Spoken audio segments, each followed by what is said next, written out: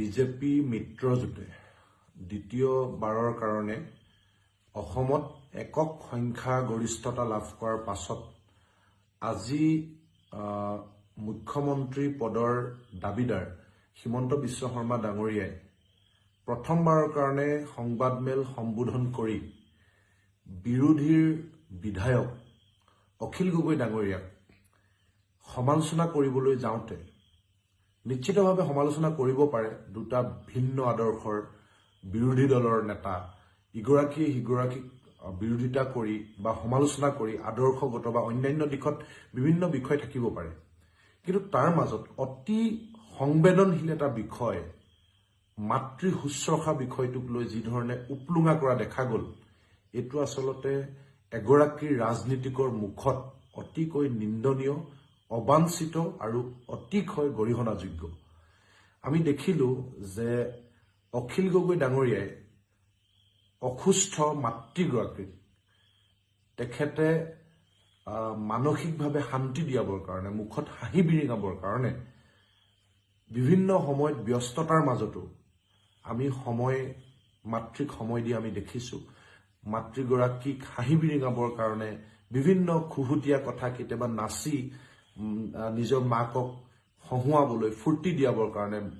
মনত শান্তি দিয়াবৰ কাৰণে বিভিন্ন সময়ত তেখেতে পুত্ৰ হিচাপে নিজৰ দায়িত্ব পালন কৰিছে আৰু কোনোবা তেখেতৰ সমৰ্থকে সেই মুহূৰ্তখিনি ফেচবুকত বা মোবাইলত ৰেকৰ্ড কৰি ৰখাৰ পাছত ফেচবুকত আমি বিভিন্ন সময়ত দেখিবলৈ পাইছো আচলতে সেইটো এটা আদৰ্শহে হ'ব পাৰে মোৰ দৃষ্টিত কাৰণ আমি জানো যে যি সময়ত আমাৰ বহু শিক্ষিত লোকে অভিজাত লোকে বহু নেতা বহু ডাঙৰ ডাঙৰ ব্যৱসায়ী বহু চাকৰিয়াল মানুহে নিজৰ আভিজাত্যৰ পাছতো আমি দেখিছো যে নিজৰ ব্যক্তিগত জীৱনৰ সুখ স্বাচ্ছন্দ্যৰ কাৰণে নিজৰ বৃদ্ধা অসুস্থ পিতৃ মাতৃক বৃদ্ধাশ্ৰমত ৰাখি যি এটা অশুভ বাৰ্তা সমাজলৈ প্ৰদান কৰি আহিছে তেনে তাৰ বিপৰীতে অখিল গগৈ ডাঙৰীয়াই বিভিন্ন ব্যস্ততাৰ মাজত এটা আঞ্চলিক ৰাজনৈতিক দলৰ সভাপতি এগৰাকী বিধায়ক এগৰাকী বিৰোধীৰ শক্তিশালী নেতা হৈ অসমত বিভিন্ন ব্যস্ততাৰ মাজতো তেওঁ তাৰ মাজতে কিছু সময় উলিয়াই অসুস্থ মাতৃগৰাকীক মুখত হাঁহি বিৰিঙাবৰ কাৰণে কৰা কাম কাজক যি অতি নিন্দনীয়ভাৱে সমালোচনা কৰি উপলুঙা কৰিছে তাক আচলতে আমি কঠোৰ ভাষাৰে নিন্দা কৰিছো আৰু মুখ্যমন্ত্ৰী ডাঙৰীয়াই আৰু এটা কথা কৈছে যে মাতৃ আমাৰো আছে কেৱল অখিল গগৈৰে নহয় মই জনাত যে হিমন্ত বিশ্ব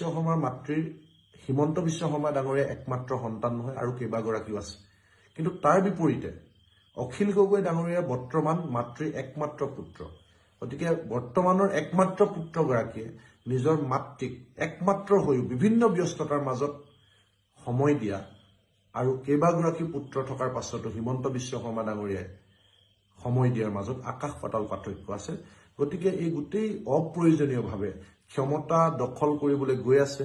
পুনৰ মুখ্যমন্ত্ৰী পদৰ দাবীদাৰ তেখেতে কি কৰিব কি নকৰিব ভৱিষ্যত পৰিকল্পনা কি এই কথা বতৰাবিলাকত গুৰুত্ব নিদি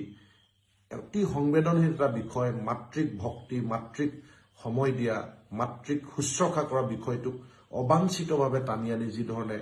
মাতৃক অপমান কৰিছে সমগ্ৰ মাতৃ সমাজক লৈ উপলুঙাসূচক কথা কৈছে তাক আমি গৰিহণা জনাইছো